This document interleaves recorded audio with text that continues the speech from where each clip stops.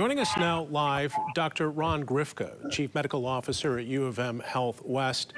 Doctor, thanks for your time tonight. We want to talk about the wildfires and the smoke in the air, and I guess the question that many have out there, how does this impact our health?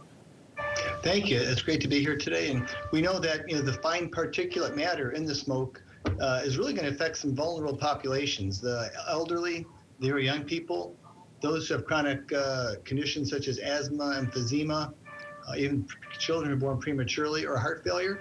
That they really are susceptible to some of the effects of this particulate matter from the smoke. Doctor, when it comes to wearing masks, is that an effective, I guess, combatant against the smoke, especially if you're living in New York City? Would it help?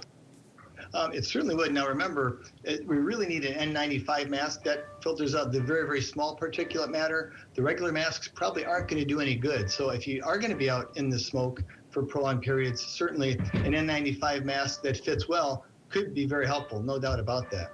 And you mentioned we just got rid of masks, and people aren't going to want to put them back on, of course.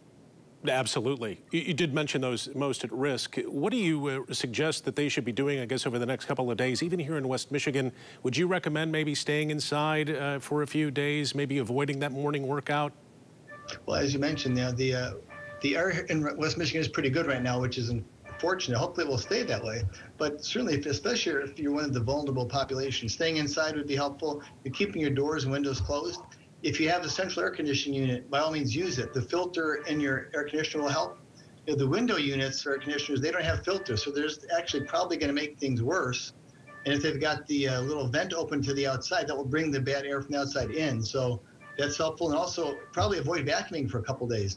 Vacuums cause more particulate matter. That's just going to make more irritation to our respiratory system.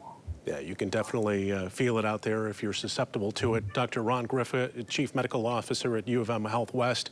We appreciate those good tips tonight. Great, thank you. Stay well.